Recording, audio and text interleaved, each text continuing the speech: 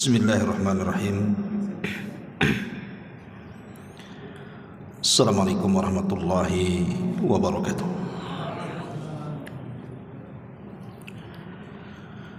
Alhamdulillah,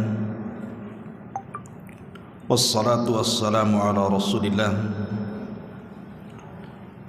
wa ala alihi wa sahbihi wa mawalah wa la hawla wa la quwata illa billahi wa ba'd.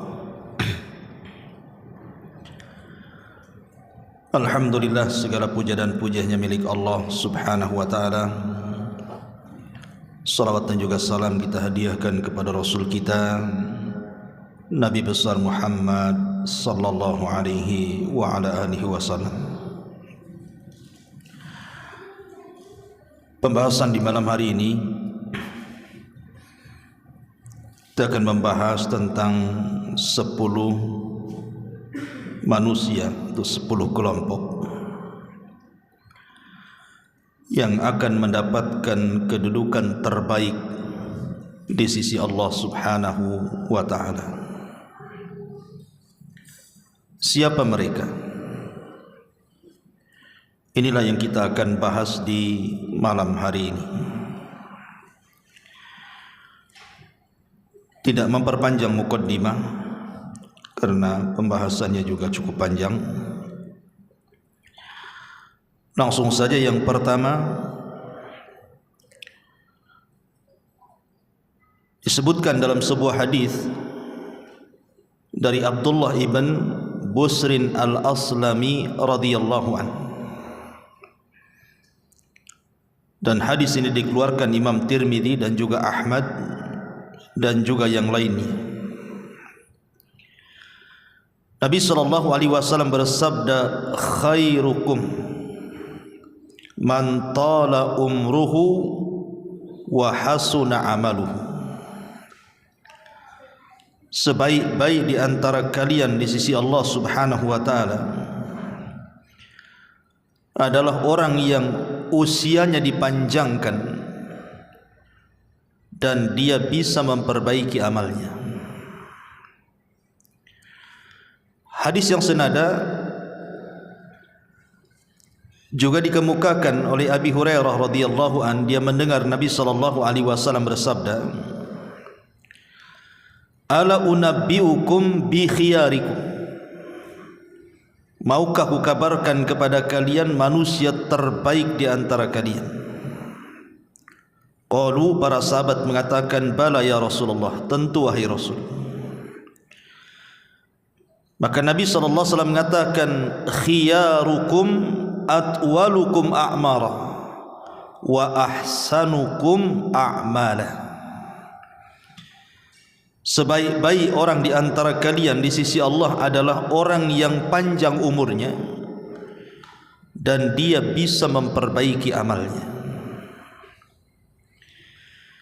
Inilah kelompok yang pertama. Orang yang paling baik kedudukannya di hadapan Allah subhanahu wa ta'ala adalah orang yang Allah panjangkan usianya.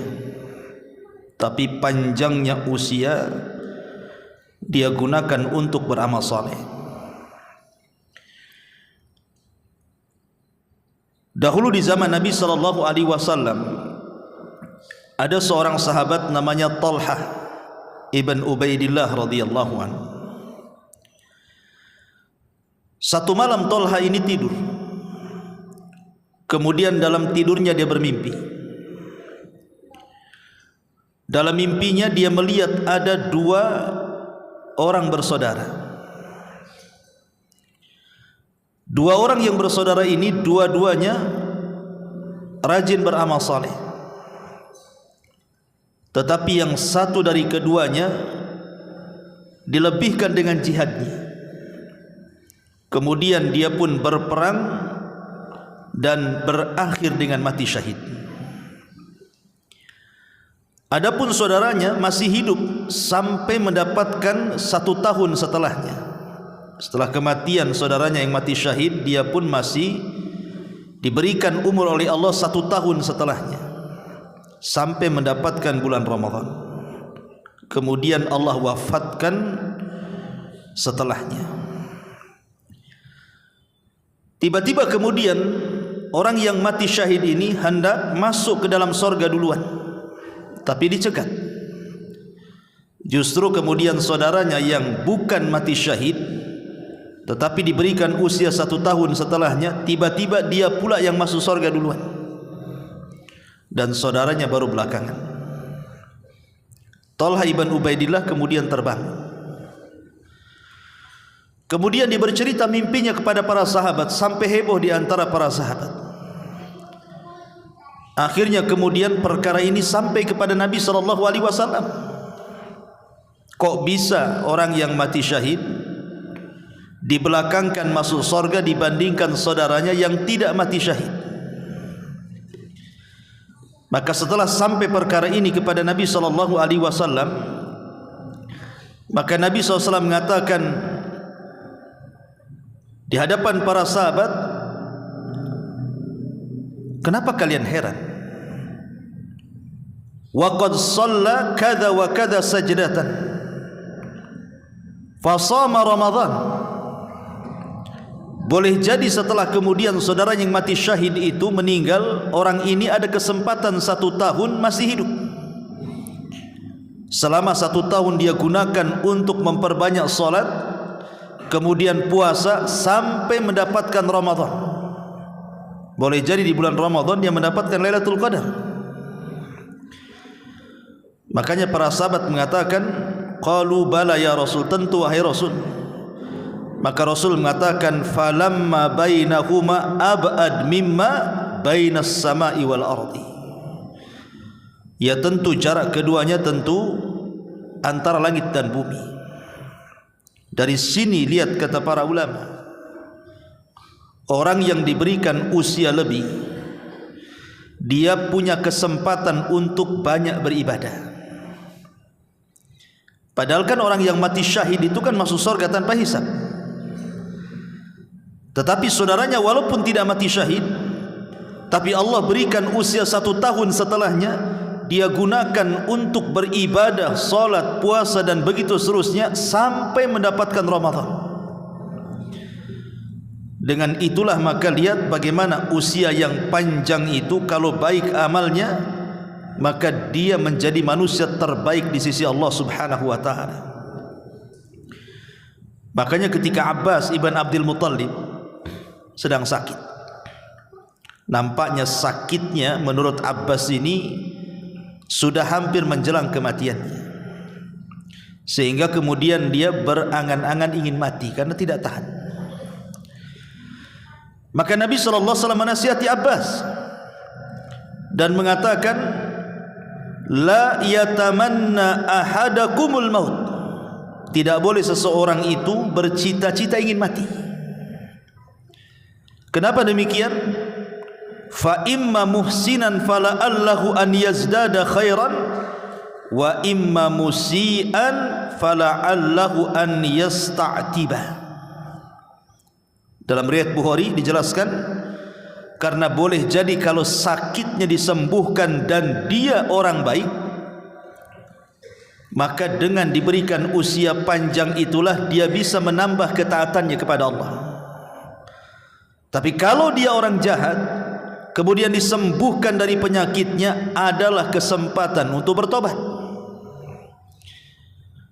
Ma'asyiral muslimin yang dimuliakan Allah Azza wa Jalla, dari sini tidak boleh seseorang itu berangan-angan ingin mati. Karena usia panjang, kalau niatnya kita untuk melakukan amal saleh dan ketaatan, maka akan menjadi manusia yang paling baik di hadapan Allah Subhanahu wa taala. Ini yang pertama. Karena usia panjang itu kalau untuk kejahatan ya lebih baik dipendekkan kan itu. Kalau panjang umur malah banyak maksiat. Karena Allah Subhanahu wa taala ketika menyindir orang-orang kafir, apa kata Allah? Wala yahsabanna alladziina kafaru annama numli lahum khairun li anfusihim innama numli lahum liyazdadu ithman walahum adzabun muhin. Dan tidak boleh ataupun jangan sangka orang-orang kafir itu kami tangguhkan usia mereka itu baik bagi mereka. Kami hanya menangguhkan usia kepada mereka itu untuk supaya dosa-dosa mereka bertambah, dan sudah disiapkan kepada mereka azab yang menghinakan. Maka dari sini kita tahu bahwa kalau seandainya usia kita panjang dan banyak maksiat, lebih baik meninggal daripada hidup, karena akan memperpanjang proses hisab.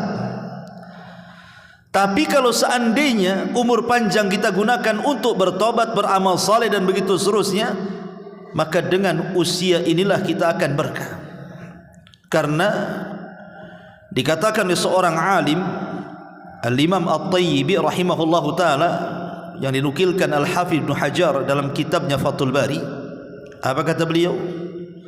Innal awqata was-sa'ati ka ra'sil mali lit-tajir, fayanbaghi an yattajira fima yarbah, wa kullama kana ra'su malihi kathiran kana rabhu akthar, faman intafa'a min umrihi bi an hasuna amaluhu faqad faza wa aflaha, wa man adha'a ra'sa malihi lam yarbah wa khasira khusranan mubina.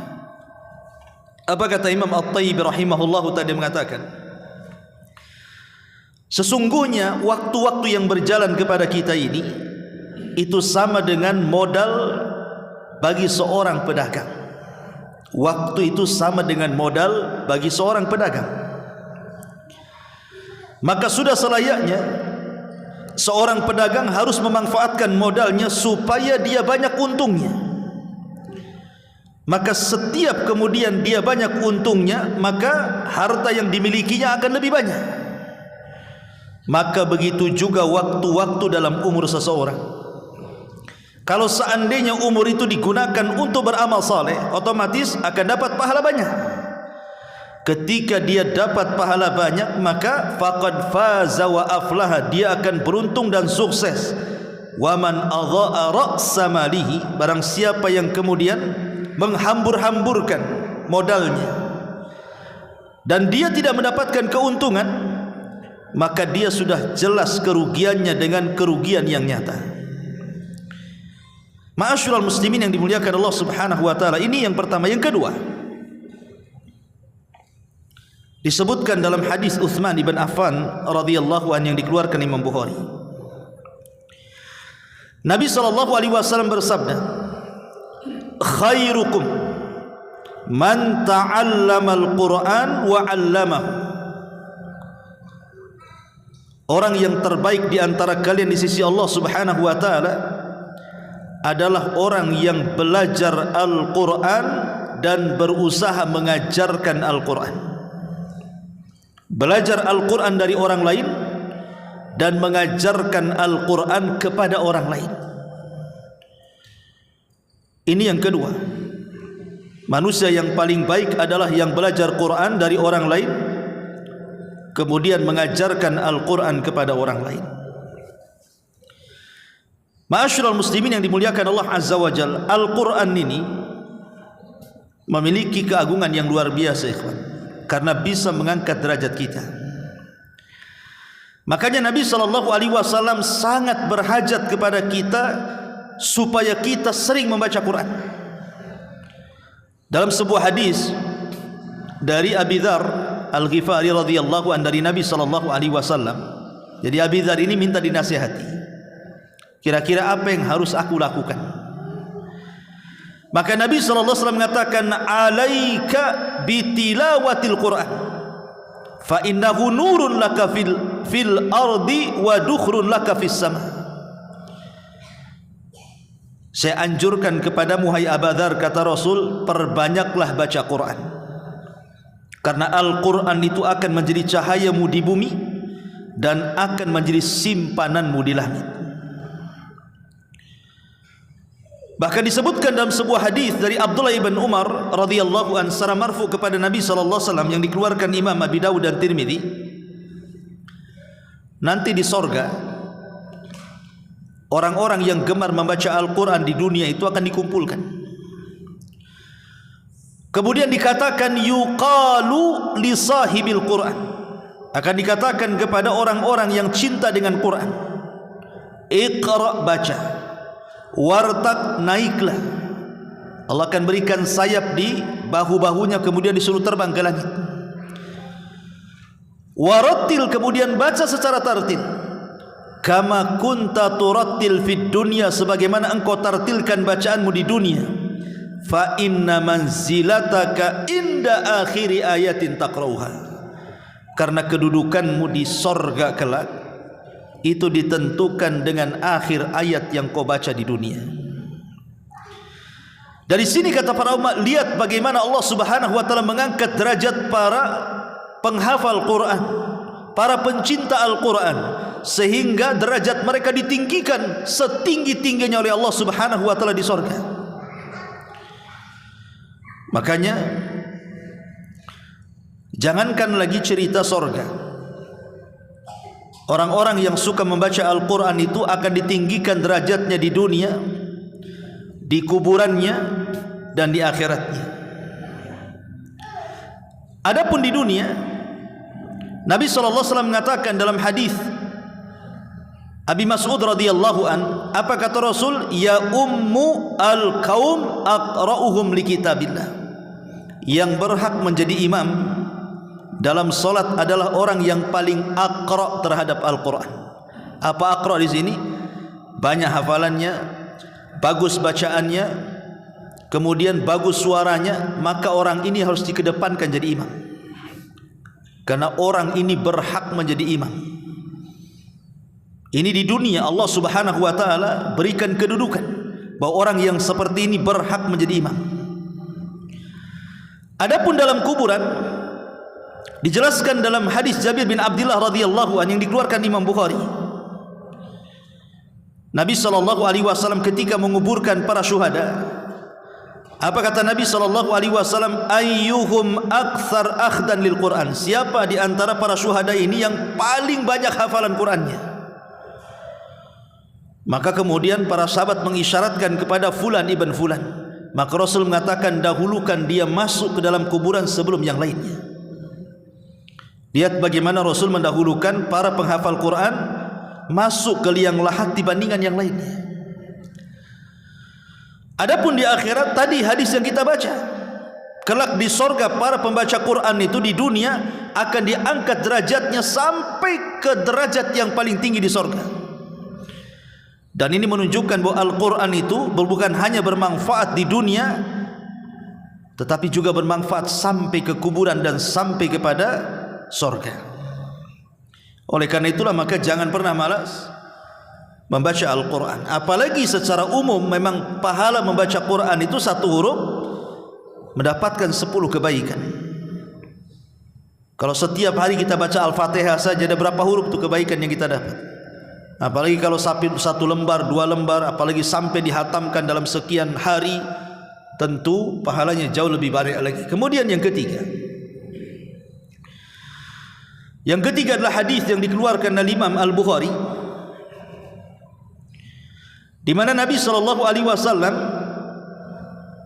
diceritakan oleh seorang sahabat Nabi SAW, lam yakun Rasulullah SAW fahishan wala mutafahishan wa innahu kana yaqul inna khiyarakum ahasinukum akhlaqan. Nabi SAW tidak pernah berbuat keji dan tidak pula menyuruh orang untuk berbuat keji. Bahwa beliau bersabda, sesungguhnya sebaik-baik kalian di sisi Allah Subhanahu wa taala adalah orang yang paling mulia akhlaknya. Kelompok yang ketiga adalah manusia terbaik di sisi Allah adalah manusia yang paling baik akhlaknya. Ma'asyiral muslimin yang dimuliakan Allah Azza wa Jalla, akhlak ini luar biasa ya kawan. Kenapa? Karena perkara yang paling banyak memasukkan ke dalam sorga adalah akhlak. Ibadah kan banyak, salat, puasa, zakat, haji, macam-macam ibadah itu, dan semuanya bisa memasukkan orang ke dalam sorga. Tetapi akhlak ini adalah perkara yang paling banyak manusia masuk surga itu justru dari akhlaknya. Dan ini berdasarkan sabda Nabi SAW, aktsaru ma yudkhilun nas al jannah taqwallah wa husnul khuluq. Manusia yang paling banyak Allah masukkan ke dalam surga adalah mereka orang-orang yang bertakwa dan orang-orang yang baik akhlaknya. Bahkan di surga itu ada tingkatan-tingkatan surga tertentu yang tidak bisa diraih dengan sholat, tidak bisa diraih dengan puasa, tidak bisa diraih dengan haji dan ibadah-ibadah yang lain, hanya bisa diraih dengan akhlak. Kata Nabi SAW, innar rajula la yudriku bihusni khuluqihi darajatas sa'imil qa'im.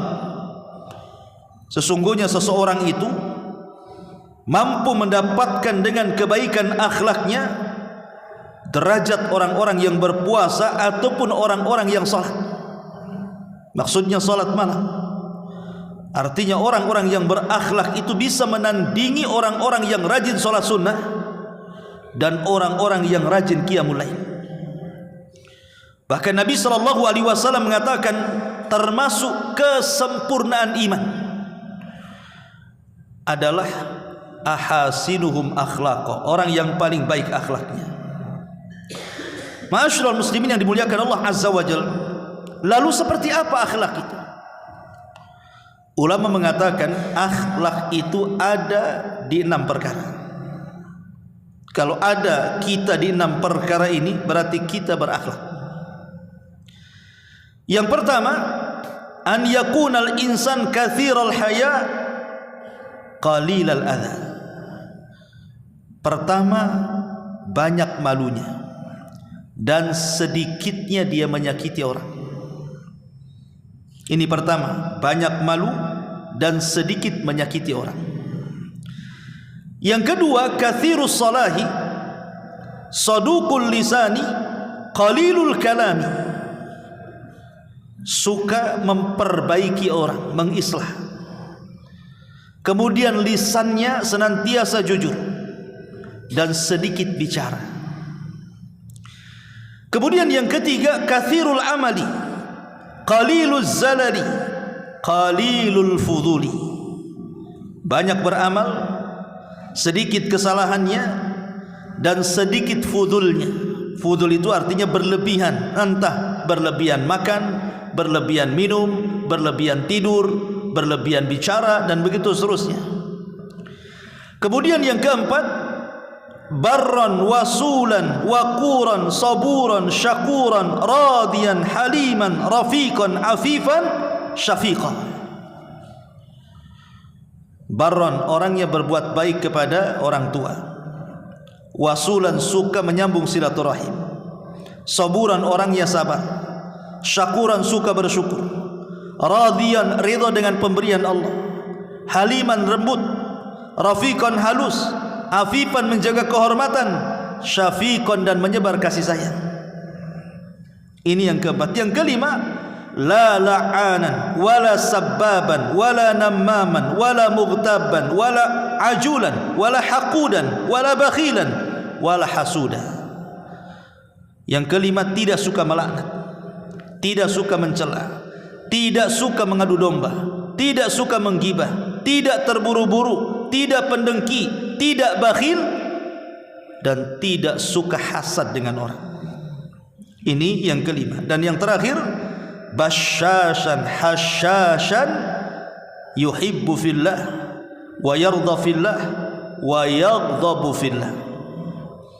Suka tersenyum, sumringah bahasa kitanya, mukanya senang, orang memandang pun senang. Kalau dia mencintai, dia cinta karena Allah. Kalau dia redha kepada seseorang, dia redha karena Allah. Dan kalau dia marah karena Allah subhanahu wa ta'ala. Inilah 6 perkara termasuk daripada sifat orang yang memiliki akhlak yang baik. Ma'asyiral muslimin yang dimuliakan Allah Azza wa Jalla, ini yang ketiga. Yang keempat, disebutkan dalam hadis Abi Hurairah radhiyallahu an, dan hadis ini dikatakan hasan sahih. anna Nabi sallallahu alaihi wasallam waqafa ala unasin julus. Jadi satu hari Nabi sallallahu alaihi wasallam pernah berdiri di tengah-tengah sahabat yang sedang duduk-duduk. Faqala, maka Rasul katakan di hadapan para sahabat yang sedang duduk-duduk itu, ala ukhbirukum bi khairikum min syarrikum. Maukah ku kabarkan kepada kalian orang terbaik di antara kalian dari orang terburuk di antara kalian? Mau aku kabarkan siapa orang terbaik di antara kalian di antara orang terburuk kalian? Fasakatu, sahabat diam. Maka Nabi SAW mengulang 3 kali.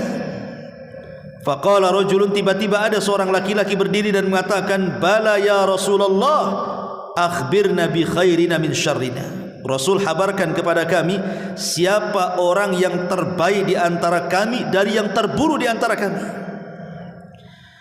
Maka Nabi SAW mengatakan, khairukum man yurja khairuhu wa yu'man syarruhu wa syarrukum man la yurja khairuhu wa la yu'man syarruhu. Kata Nabi SAW, sebaik-baik di antara kalian di sisi Allah Subhanahu wa taala tentunya adalah manusia yang senantiasa diharapkan kebaikannya dan manusia aman dari keburukannya. Dan orang yang terburuk di antara kalian adalah orang yang tidak diharapkan kebaikannya dan orang tidak pernah merasa aman dari keburukannya. Di zaman Nabi, ikhwan, ada seseorang dari kejauhan itu mengarah ke rumah Nabi. Ketika itu Nabi dengan Aisyah radhiyallahu anha berada di dalam rumah itu. Jadi Nabi SAW tiba-tiba mengatakan kepada Aisyah, bi'sa ibnul ashirah, wa fi riwayatin bi'sa akhul ashirah. Kata Rasul, ya Aisyah, itu orang tuh yang mau kesini tuh, itu manusia yang paling buruk yang pernah aku lihat, katanya. Kata Rasul, itu manusia yang akan datang kemari itu adalah manusia yang paling jelek, yang paling buruk. Maka Aisyah radhiyallahu anha terdiam ketika orang tersebut datang. Anehnya Nabi SAW malah lembut dengan orang itu. Kemudian setelah berbincang-bincang dengan halusnya, dengan lembutnya, dengan akhlaknya Rasul memperlakukan orang itu, setelah pergi Aisyah heran dan mengatakan, Rasul, tadi kau ngomong orang itu orang yang paling buruk, kenapa kau bersikap baik dengan dia? Apa kata Nabi SAW? Ya Aisyah, inna min syarrin nas man tarakahun nas ittiqa'a syarrihi. Wahai Aisyah, seburuk-buruk manusia adalah orang yang ditinggalkan manusia yang lainnya karena takut dengan keburukannya. Orang yang ditinggalkan manusia oleh orang lain, kita ditinggalkan orang gitu. Kenapa orang itu meninggalkan kita? Karena orang itu takut dengan kita berbuat jahat kepadanya. Artinya kebalikannya, mafhum mukhalafahnya, kalau seandainya orang itu suka dengan kedatangan kita karena kita ini diharapkan kebaikannya, maka kita menjadi manusia terbaik di hadapan Allah Azza wa Jalla. Contoh umpamanya, kita ini sering bantu orang, entah dengan tenaga kita, dengan waktu kita, dengan uang kita, dengan sedekah kita, dan begitu seterusnya.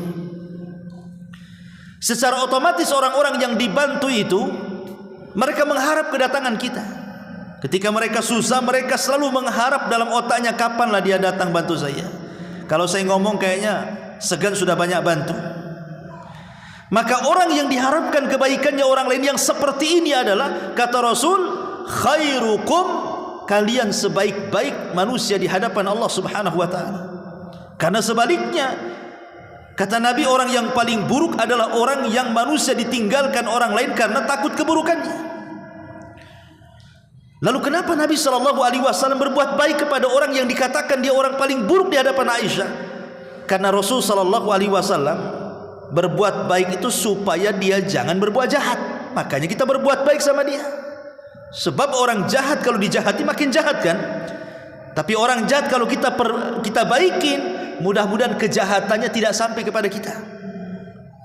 Itu maksudnya tujuan Nabi SAW bermuamalah baik dengan orang yang jahat yang dikatakan Rasul kepada Ummul Mukminin Aisyah radhiyallahu anha. Satu hari Abi Dzar Al-Ghifari datang kepada Nabi SAW. Kemudian mengatakan, "Ya Rasulullah, ara'aita in dha'iftu am ba'dil amal?" Rasul, bagaimana pendapatmu kalau aku tidak sanggup memperbanyak amal? Bagaimana pendapatmu kalau aku ini tidak sanggup banyak-banyak melakukan amalan? Mungkin ya hanya mencukupkan yang wajib-wajib saja. Adapun yang sunnah ini ya kadang-kadang dikerjakan, kadang-kadang tidak. Apa nasihat Nabi SAW? Dan ini juga nasihat bagi kita ya, yang kurang sunnah, kurang mengamalkan sunnah. Mungkin kita kurang sholat sunnahnya, kurang puasa sunnahnya, kurang sedekahnya, kurang baca Qur'annya, pokoknya kurang dari sunnah-sunnahnya lah. Bagaimana cara mengimbanginya? Maka Nabi SAW mengatakan kepada Abi Dzar ini, "Takuffu syarraka ya Aba Dzar anin nas, fa innaha sadaqatun minka ala nafsika." Kata Rasul, "Takuffa syarraka ya Aba Dzar anin nas." Cukup engkau tahan, jangan sampai engkau berlaku jahat kepada manusia, karena itu bentuk sedekah untukmu kepada Allah Azza wa Jalla. Jadi kalau seandainya kita ini tidak banyak beramal, maka usahakan jangan menyakiti orang, itu maksudnya. Jangan menggibah orang, jangan menghina orang, jangan melaknat orang, jangan namimah kepada orang, jangan hasad kepada orang, jangan dengki kepada orang. Begitu maksudnya. Supaya kekurangan kita dari segi amalan-amalan sunnah itu bisa ditempel dengan cara seperti itu. Ketika ada niat jahat enggak jadi. Ketika mau mengucapkan kalimat kotor tertahan. Ketika mau gibah enggak mau. Justru itu yang bisa menandingi amalan-amalan yang kita tinggalkan dari amalan-amalan sunnah itu. Ma'asyiral muslimat yang dimuliakan Allah Azza wa Jalla. Makanya ada seorang ulama salaf namanya Yahya ibn Mu'adz radhiyallahu rahimahullahu taala mengatakan,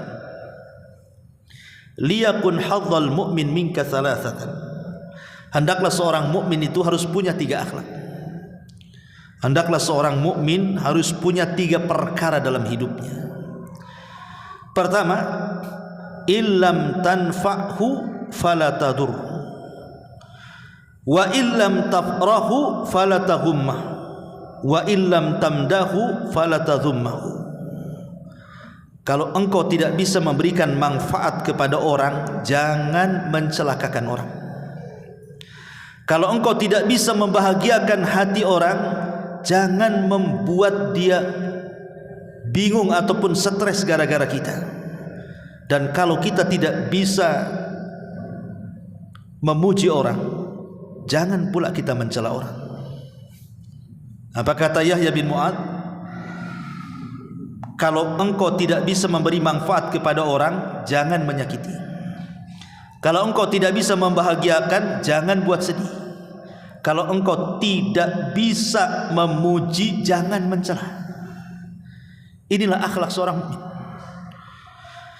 Ma'asyiral muslimin yang dimuliakan Allah Azza wa Jalla. Ini yang keempat. Yang kelima, hadis yang dikeluarkan dalam Sahihul Jami dan disahihkan oleh Syekh Nasiruddin Al-Albani rahimahullahu taala. Nabi SAW mengatakan, "Khairukum man at'ama at-ta'ami wa radda as-salami." Orang yang paling baik di antara kalian di sisi Allah adalah orang yang suka memberi makan kepada orang lain dan suka menjawab salam dari salamnya orang lain. Anas bin Malik radhiyallahu an menceritakan ada seorang laki-laki datang kepada Rasul. "Rasul, alimni amalan yudkhilanil jannah." Bisa enggak kau ajarkan satu amalan atau amalan-amalan apalah terserah yang dengan amalan itu Allah masukkan aku ke surga. Maka Nabi SAW mengatakan, at'imi ta'am, kau harus beri makan orang yang membutuhkan. Wafsus salam, sebarkan salam. Wa'ati bil kalam, perbaiki santunkan ucapan. Wa sholli bil laili wan nasu niyam, salatlah di malam hari ketika manusia tertidur.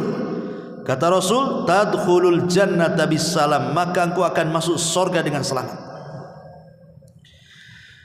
Dan 4 poin ini adalah 4 poin yang pertama kali dikhutbahkan Rasul saat hijrah dari Makkah ke Madinah. Dan Nabi SAW ketika pertama kali khutbah di Kuba, 4 poin inilah yang dikhutbahkan Rasul SAW. Wahai manusia, berikan makan kepada orang-orang yang membutuhkan. Yang kedua, sebarkan salam, santunkan ucapan, dan salatlah di malam ketika manusia sedang terlelap tidur. Ketika Abdullah ibn Salam, seorang tokoh Yahudi, mendengar tuh khutbahnya Nabi SAW, langsung masuk Islam dia. Tokohnya Yahudi itu Abdullah ibn Salam itu ma'ruf. Ketika mendengar khutbahnya yang luar biasa, padahal cuma 4 kata ini saja, masuk ke lubuk hati Abdullah ibn Salam, datang kepada Rasul, padahal dia pendetanya Yahudi itu. Tiba-tiba dia mengatakan, asyhadu an la ilaha illallah wa asyhadu annaka rasulullah. Kenapa Nabi SAW bicara seperti itu? Coba dalam mukadimah khutbahnya ketika hijrah dari Mekah, beliau meriwayatkan dari Abdullah ibn Umar radhiyallahu an, Nabi SAW bersabda, salasun muhlikat wa salasun munjiyat wa salasun kafarat wa salasun darajat. 3 perkara bisa menghancurkan kalian, 3 perkara bisa menyelamatkan kalian, 3 perkara bisa menghapuskan dosa kalian, 3 perkara bisa mengangkat derajat kalian. Adapun 3 perkara yang menghancurkan, fasyukhun muta wa hawan muttaba wa ijabul mar'i binafsi, kebakhilan yang diikuti, hawa nafsu yang dituruti, dan i'jab, kesombongan yang ada pada diri seseorang. Adapun 3 yang bisa menyelamatkan, fal adlu fil ghadabi war ridha wal qasdu fil faqri wal ghina wa khasyatullah fi sirri wal alaniyah. Adapun 3 perkara yang bisa menyelamatkan, adil saat marah, berbuat adil saat marah. Karena biasanya orang yang marah itu tidak adil. Biasanya kalau orang lagi marah, emosi, tidak akan berbuat adil dia. Tapi kalau dia ingin selamat, adillah saat Anda sedang marah. Yang kedua, sederhanalah, baik Anda fakir ataupun kaya. Dan yang ketiga, takutlah kepada Allah, baik di waktu sendirian ataupun terang-terangan. Adapun 3 perkara yang bisa menggugurkan dosa, intidarus salah ba'da salah, menunggu salat setelah salat, wa isbagil wudu, yang kedua menyempurnakan wudu, dan yang ketiga naqlul aqdam ilal jamaat, berusaha melangkahkan kaki menuju masjid untuk melaksanakan salat jamaah. Adapun yang ketiga yang bisa, yang keempat yang bisa, 3 perkara yang bisa mengangkat derajat, di sini syahidnya. Pertama, it'amut ta'am, memberi makan. Yang kedua, ifsa'us salam, menyebar salam. Dan yang ketiga, wassalatu bil laili wan nasu niyam, salat malam ketika manusia sedang tertidur. Maka di antara yang mengangkat derajat kita adalah memberi makan dan menyebarkan salam. Taib, ini yang kelima. Yang keenam, disebutkan juga di dalam kitab Sahihul Jami dan disahihkan oleh Syekh Albani rahimahullahu taala, Nabi SAW bersabda, khairun nasi dzul qalbil mahmum wa lisan as-sadiq. Qalu saduqul lisan na'rifuhu ya Rasulullah, fama mahmumul qalbi? Qala huwa an-naqiyyu taqiyyu la ithma alayhi wala baghya wala ghilla wala hasad. Kata Nabi SAW, sebaik-baik manusia di sisi Allah adalah mereka orang-orang yang memiliki hati yang mahmum dan lisan yang jujur. Sahabat bertanya Rasul, kalau lisan jujur kami tahu, hati yang mahmum itu apa? Jadi kalau lisan yang jujur, kata sahabat, kami sudah tahulah itu definisinya. Lah, hati yang mahmum itu seperti apa? Maka Nabi SAW mengatakan hati yang mahmum adalah an-naqiyat taqiyya la ithma alaihi wala bagya wala ghilla wala hasad.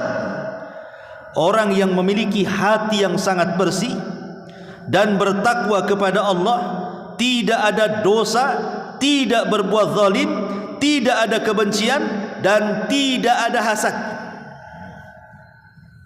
Maka orang yang seperti ini adalah sebaik-baik manusia di sisi Allah Subhanahu wa taala. Orang-orang yang memiliki hati yang bersih. Karena hati bersih itu hati penduduk surga. Hati penduduk surga itu satu hati. Makanya kenapa sebelum orang masuk surga itu, di situ ada kisos diulang. Pengulangan kisos yang pernah dilakukan kisos di dunia diulang lagi itu. Supaya mencapai keadilan yang hakiki, sehingga ketika orang itu sudah melangkahkan kakinya ke sorga, tidak ada lagi kedengkian dalam hatinya. Wa nazza'na ma fi sudurihim min ghillin ikhwana. Kami cabut tuh perasaan-perasaan dengki penduduk sorga itu, sehingga masuk ke dalam sorga ikhwana, mereka bersaudara, satu hati. Dan memang membersihkan hati ini sulit sekali. Kalau antum punya mobil, tinggal dibawa ke karwas saja, sebentar dah bersih. Kalau rumah antum kotor, datangkan pembantu, bayar 1 juta 1 hari, bersih kinclong. Baju kita kotor, tinggal dilondrikan, langsung bersih. Masalahnya kalau hati kotor ini macam mana cara bersihkannya? Antum minum Baiklin, matilah antum. Ya. Macam mana caranya? Sehingga membersihkan hati itu perkara yang sulit sekali. Perlu mujahadah, adanya kesungguhan dalam bersihkan hati itu. Contoh saja hasad. Saya, antum atau siapapun memiliki hasad. Tidak ada manusia kecuali ada hasad di hatinya. Ingatnya, tidak ada manusia kecuali ada hasad di hatinya. Tapi bagi orang baik, hasad itu tidak memadaratkan dia. Hasad itu menjadi bahaya ketika orang itu jahat.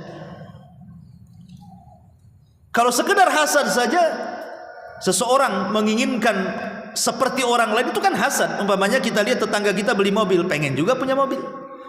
Tetangga kita bangun rumah bagus, pengen juga punya rumah bagus. Itu kan hasad artinya. Kalau bukan hasad apa namanya? Tetapi kalau hasad ini dimiliki orang baik, tidak ada masalah, karena hanya keinginan saja. Tapi kalau hasad ini dimainkan orang jahat, mulai bercita-cita tamanni zawalin ni'mah, berangan-angan nikmat orang lain hilang, apalagi lebih buruk daripada itu supaya berpindah kepada dia, itu yang jadi masalah. Makanya orang hasad itu hatinya sakit, ya kawan. Di zaman Khalifah Mu'tasim, ada Arab Badui. Dia pandai bersyair. Jadi Arab Badui ini disukai sama khalifah. Jadi kadang-kadang diundang tuh, datangkanlah si Arab Badui itu ke istana katanya, biar dia bersyair di hadapanku, aku suka bahasanya. Jadi selalu datang Arab Badui itu menghibur khalifah. Rupanya apabila sang Badui ini menghibur khalifah dengan syair-syair Baduinya itu, adalah satu menteri tidak suka. Kata satu menteri, lo aku lo berpuluh-puluh tahun mengabdi kepada raja, tidak pernah aku duduk di samping dia tuh. Ini si Badui pula katanya, tidak punya kedudukan dari desa, kok dia bisa akrab pula dengan khalifah. Mulai hasad dia, hasad hatinya. Akhirnya dia merencanakan sesuatu. Dengan cara apa? Jadi satu hari raja ini meminta kepada sang menteri ini untuk memanggil Arab Badui menghibur khalifah. Di sini ada kesempatan membuat makan. Dengan cara apa? Diajak makan ke rumahnya, ke rumah sang menteri itu. Kemudian dikasih makan makanan banyak sekali, tapi semua makanannya itu berbau. Jadi menyisakan bau di mulutnya. Mungkin kalau sekarang ini makan pete, makan jengkol, makan apa yang kalau ngomong itu habis makan itu keluar baunya. Karena tahu dia akan menghadap khalifah. Dibuat bau mulutnya. Lah sebelum Arab Badui ini datang kepada khalifah, si menteri ini sudah duluan datang kepada khalifah dan mengatakan, "Ya khalifah, ada kabar yang tidak enak bagimu tentang Arab Badui itu." Kata khalifah, "Ada apa?" Dia kan orang baik, suka menghibur aku. "Iya. Tapi tahu enggak wahai Khalifah Mu'tasim, si Arab Badui itu memfitnah kamu di luar sana, bau mulutmu bau," katanya. Jadi menuduh khalifah mulutnya bau. Dan itu sudah tersebar di fitnah, kau sama si Badui itu. Badui ngomong kemana-mana, mulut khalifah bau katanya. Marahlah khalifah ini. Kalau gitu datangkan si Badui itu. Datang si Badui. Karena si Badui kan habis makan gak enak kan. Kalau dia ngomong sama khalifah kan takut bau. Jadi dia nutuplah, ngomong sambil nutup mulut. Ini kata khalifah, "Oh betul." Kenapa dia nutup mulut? Berarti betul kata sang menteri. Karena dia takut bau mulutku sampai kepadanya. Tuh lihat hasadnya kan. Di sini hasadnya. Akhirnya marah khalifah. Kenapa? Khalifah tidak tahu maksudnya nutup mulut kan. Dikiranya betul kata si menteri bahwa si Badui ini ngomong mulut khalifah bau. Makanya dia kalau mau begini. Akhirnya khalifah diam-diam memanggil seseorang untuk mengambil kertas dan pena. Diambilnya kertas dan pena itu. Kemudian ditulis. Sesampainya surat ini, penggal kepala si Badui ini katanya. Itu isi suratnya.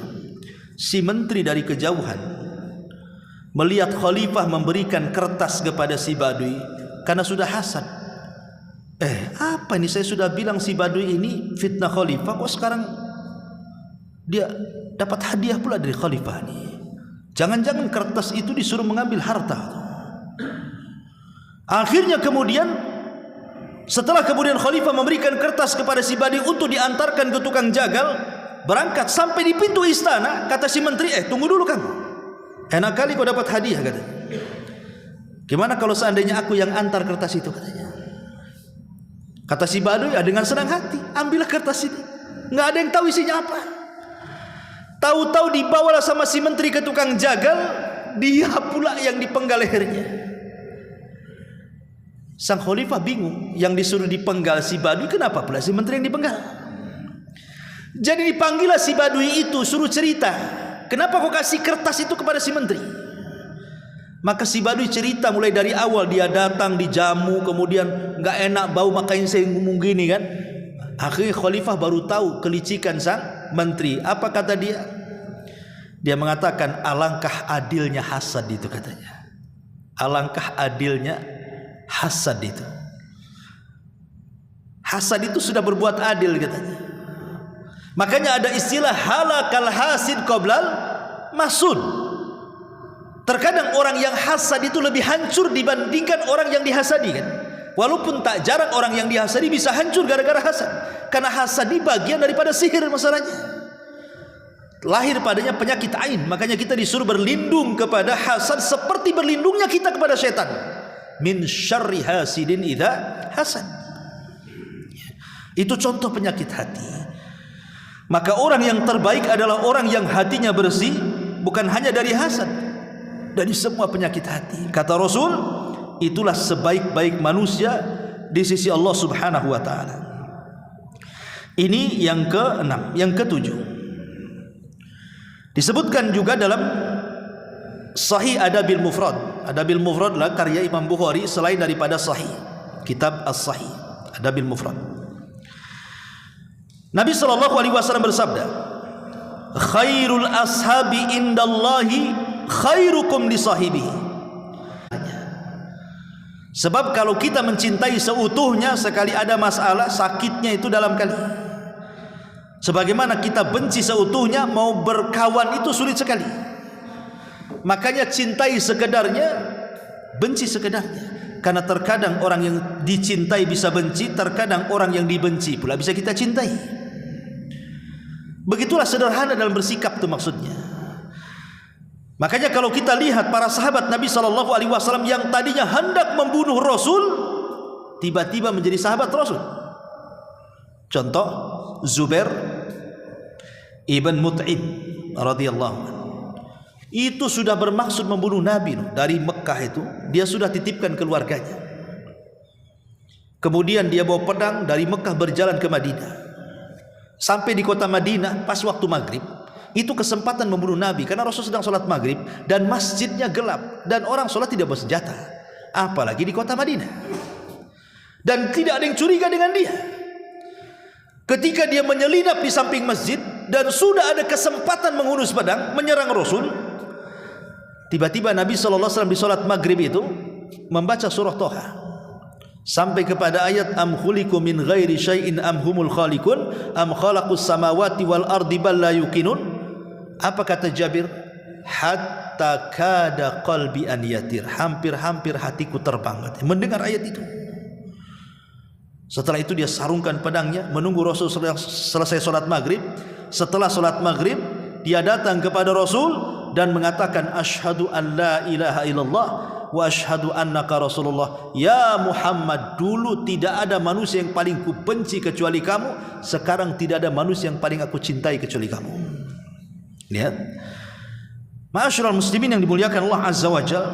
Jadi bersahabat itu penting karena seseorang itu terkadang perlu berteman, tetapi ingat bahwa agama kita pun bisa terpengaruh dengan agama teman. Kata Rasul, al-mar'u ala dini khalili, seseorang itu tergantung agama kawannya. Uqbah bin Abi Mu'aid itu penggemar Nabi, walaupun di atas kejahiliahannya, di atas kesyirikannya, tapi dia suka bersenandung syair. Dan apabila dia mendengar Al-Quran yang dibacakan Rasul disangka syair, sehingga dia suka dengan lantunan-lantunan Al-Quran itu. Akhirnya jatuh cinta dengan Nabi, tapi tak mau masuk Islam, hanya suka kalau Rasul ngaji. Lama-lama suka dengan Nabi, tapi tak mau juga masuk Islam. Uqbah bin Abi Mu'aid ini, pokoknya dia suka ketemu Nabi, suruh baca Quran, didengar sama dia. Jadi satu hari, karena dia saking sukanya dengan Nabi SAW, ingin menghormati Rasul dengan cara apa? Mengundang makan di rumahnya, dimasakkan masakan yang enak, kemudian diundang Nabi. Masalahnya ketika sampai di rumah, Nabi tak mau makan. Kata Uqbah, makan wahai Muhammad. Kata Rasul, tidak. Makanlah. Enggak, katanya. Dan aib kalau tamu tak mau makan masalahnya. Kata Uqbah, bagaimana caranya supaya kau mau makan di rumahku? Kata Nabi SAW, bersyahadatlah wahai Uqbah. Kalau engkau bersyahadat, asyhadu an la ilaha illallah, asyhadu anna Muhammad Rasul, aku akan makan. Karena aku ini seorang musyrik, tidak boleh makanan orang musyrik. Karena kan di zaman itu kan kita tahu bahwa makanan orang-orang Mekah itu makanan pokoknya daging kambing. Lain dengan Madinah kan itu ya. Dan kambing disembelih, sementara sembelihan orang musyrik haram kan gitu. Rasul tidak mau. Kecuali kau baca syahadat, baru aku mau. Terpaksalah Uqbah bin Abi Mu'aid membaca syahadat supaya Rasul mau makan. Akhirnya baca syahadat. Itu sebenarnya sudah langkah satu kan, dia dapat hidayah sebenarnya. Walaupun baca syahadatnya itu belum sepenuhnya dia ingin masuk Islam kan, hanya supaya Rasul makan saja. Karena terkadang niat itu nanti akan berubah di tengah jalan kan. Makanya kata Imam Syafi'i rahimahullahu ta'ala apa? Talabtul ilma li ajli dunya wa ya'bal ilmu illa an yakuna lillah. Dulu aku cari ilmu itu karena dunia, kata Imam Syafi'i. Karena Imam Syafi'i itu sejak kecil dia cari pondok yang gratis ya. Jadi dia hanya ingin makan aja di situ, bukan ingin belajar. Jadi dari pondok ke pondok itu cari yang gratisan aja, kata Imam Syafi'i itu. Tetapi setelah pinter apa yang terjadi? Rupanya ilmu itu tidak mau dicari karena dunia, tetapi ilmu itu mau dicari karena Allah, katanya. Berubah niatnya kan. Boleh jadi orang itu awalnya karena dunia, di tengah jalan karena Allah. Bisa saja terjadi kan begitu. Seperti kata-kata Imam Syafi'i, talabtu al-ilma li ajli dunya, aku mencari ilmu awalnya karena dunia, wa ya'bal ilmu illa an yakuna lillah. Tapi ilmu tak mau kecuali dicari karena Allah.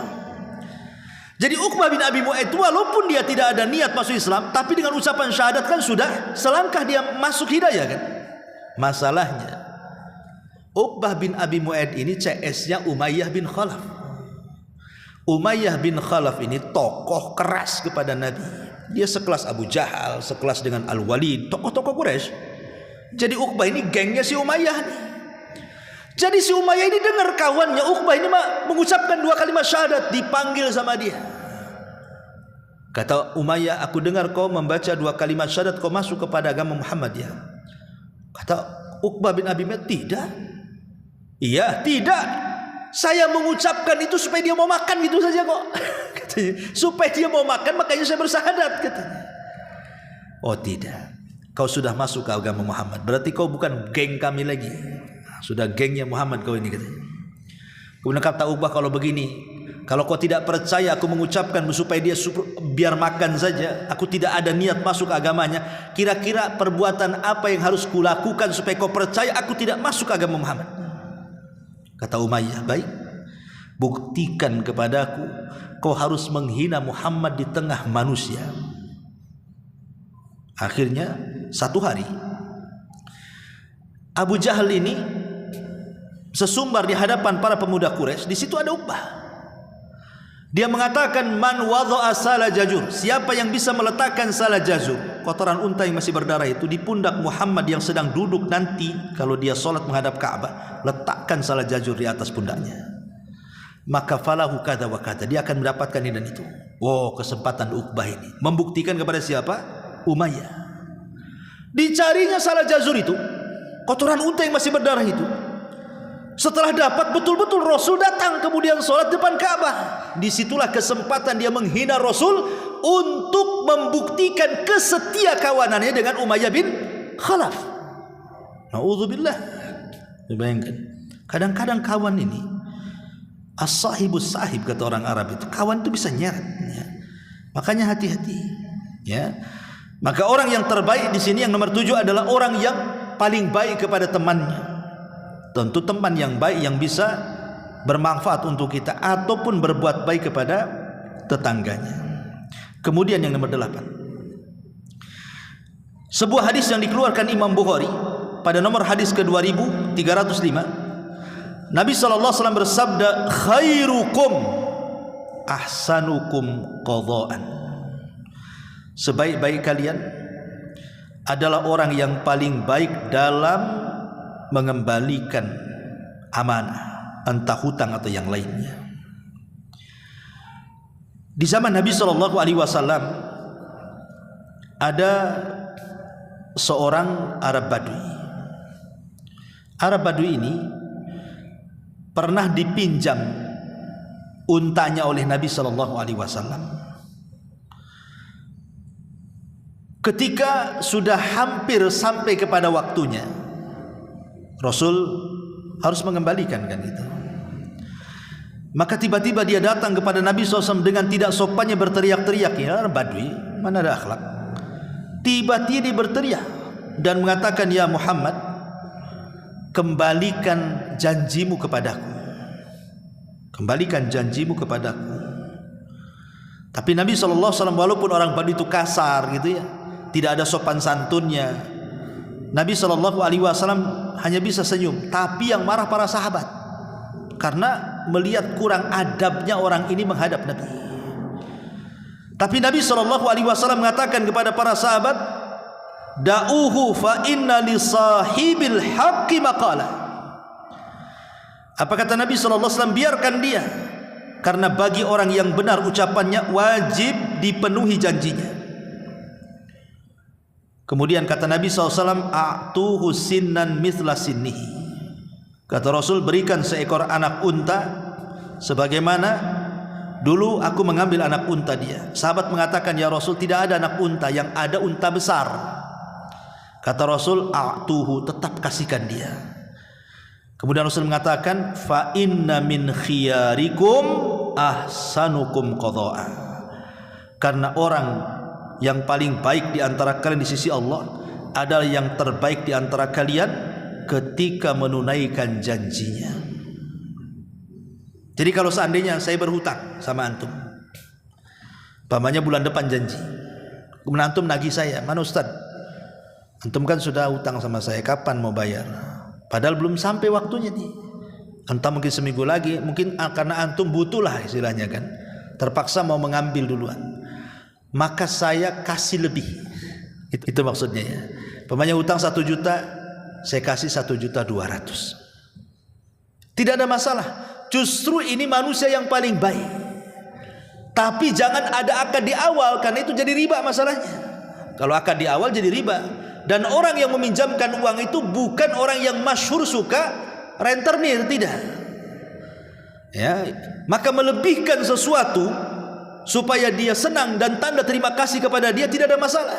Dan itu masuk dalam hadis Nabi sallallahu alaihi wasallam di sini. Makanya Nabi sallallahu alaihi wasallam sangat memuji dalam hadisnya, rahimallahu rajulan samhan idza ishtara wa samhan idza ba'a wa samhan idza ishtara wa samhan idza qada wa samhan idza qada. Semoga Allah merahmati orang yang mudah dalam menjual, mudah dalam membeli, mudah dalam menghutang, dan mudah saat membayar hutang. Karena biasanya orang kalau pinjam uang itu mudah, bayarnya ini yang sulit. Paling sulit kalau nagih hutang tuh. Kalau lagi pinjam uang aja manis sekali mulutnya. Ketika ditagih pahit kali tulisannya. Kan begitu. Kadang-kadang lebih galak pula dia daripada orang yang hutang. Orang kan begitu umumnya kan. Itulah syaitan sebenarnya. Syaitan sudah bersarang sehingga dia tidak ada amanah lagi. Pada Rasul mengatakan apa? Sebaik-baik kalian adalah orang yang amanah dengan janjinya. Ini yang ke-8. Yang ke-9, Nabi SAW bersabda, khairukum khairukum li ahli wa ana khairun li ahli. Sebaik-baik kalian di sisi Allah, sebaik-baik kalian di sisi Allah adalah orang yang terbaik untuk keluarganya. Dan saya adalah manusia yang paling baik kepada keluarga saya, kata Nabi. Maka yang ke-9 adalah orang yang terbaik di sisi Allah adalah orang yang bisa memposisikan diri kepada keluarganya dan dia memperbaiki keluarganya. Ku anfusakum wa ahlikum nara. Maka dijelaskan dalam sebuah hadis, dharaban nabiyyu sallallahu alaihi wasallam imra'atan lahu qat wala jalada khadiman lahu qat. Rasul tidak pernah memukul satu wanita pun. Rasul tidak pernah memukul satu pembantu pun. Kemudian ketika Muawiyah ibn Haidah radhiyallahu an bertanya ya tentang apa hak kepada seorang istri, maka Rasul mengatakan la tadribil wajha, jangan kau pukul wajahnya, wala takbah, dan jangan kau jelek-jelekan dia, wala tajhur, dan jangan kau menghajar dia, illa fil baiti, kecuali dalam rumah. Karena kebanyakan laki-laki kawan kalau tak ada iman, atau terkadang yang sudah ngaji juga, mungkin ngajinya baru atau gimana kan, terkadang dia bisa mukul keluarganya. Dan sasaran pukul mesti wajah kan begitu ya. Padahal Allah Subhanahu wa taala ketika menciptakan Adam itu, Allah bentuk Adam itu ala suratihi, wajahnya seperti bentuk yang sangat indah sekali. Makanya kenapa kemudian kita tidak boleh memukul wajah? Karena memukul wajah itu sama dengan menyakiti sang penciptanya Allah Subhanahu wa taala. Rasul itu hanya membolehkan memukul itu selain wajah, itu pun pukulan kepada keluarga itu dzarban ghairu mubarrih, kan begitu. Pukulan yang tidak berbekas, dan itu pun sudah las, artinya sudah tidak bisa lagi kita bersama, bahasanya kan begitu. Karena pukulan itu sudah terakhir kan. Apa kata Allah Subhanahu wa taala? Apabila engkau takut istrimu itu melakukan nusuz, nusuz itu ya selingkuh atau yang semacamnya. Yang pertama fa'idhuhunna, nasihati dulu.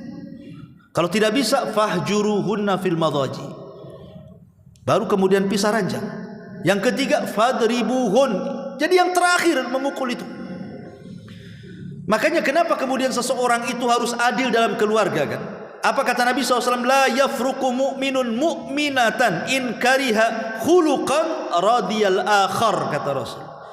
Tidak boleh seorang suami mencela istri atau sebaliknya, kalau tidak suka dengan akhlaknya maka lihat kebaikannya. Sebelum kita ini ngomong kasar, mukul atau apa, lihat kebaikannya. Kebaikan istri itu lebih banyak ataukah lebih sedikit kan itu? Atau sebelum istri ngomong kasar sama suaminya, lihat kebaikan suaminya lebih banyak ataukah lebih sedikit, supaya bersikap adil di situ maksudnya. Ini yang nomor 9. Dan yang terakhir, hadis yang dikeluarkan Imam At-Tabrani, al-mu'minu ya'laf wa yu'laf wa la khaira fi man la ya'laf wa la yu'laf wa khairun nas anfa'uhum linnas. Orang yang beriman adalah orang yang ramah dan diperlakukan dengan ramah. Tidak ada kebaikan bagi seseorang yang tidak berbuat ramah, dan tidak pula pada seseorang yang tidak diperlakukan dengan ramah. Kemudian kata Rasulullah, sebaik-baik kalian di sisi Allah adalah orang yang paling bermanfaat bagi manusia yang lainnya. Kehadiran kita di tengah-tengah masyarakat itu kalau bisa bermanfaat untuk mereka. Ada kerja bakti, ikut gitu. Tetangga sakit, bantu. Tetangga butuh bantuan, bantu. Pokoknya bermanfaat. Banyaklah hal-hal yang bermanfaat itu. Kata Nabi SAW, salah satunya adalah sururun tudkhiluhu ala qalbil muslim. Kebahagiaan yang kau tanam ke hati seorang mukmin. Dan ini amalan yang paling afdal, namanya jabrul qulub. Ya, menempel hati orang. Itu amalan yang paling dicintai Allah. Ketika ada orang sedih, kita hibur, akhirnya ngurangi kesedihannya, gitu ya. Ketika susah, kita bantu, ngurangi kesusahannya. Itu disebut jabrul qulub. Karena aneh manusia ini, kadang-kadang, contoh saya sudah sibuk dengan pekerjaan saya sibuk dengan istri saya sibuk dengan anak saya sibuk dengan masalah saya. Tiba-tiba antum datang menghina saya, menggibah saya, mencaci maki saya. Saya lagi sibuk, antum datang menyibukkan lagi saya, kan gitu. Dengan kesibukan kita aja di rumah itu sudah luar biasa. Jangan kemudian kita datang menyibukkan orang lain. Harusnya kita kurangi beban orang, ini tidak ditambahkan beban orang lain. Kadang-kadang kita ini harus banyak melatih diri untuk memberikan uzur, gitu maksudnya. Kalau ada saudara kita salah itu, kasih uzur. Kalau perlu 100 uzur. Oh enggak lah, mungkin dia begini, begitu.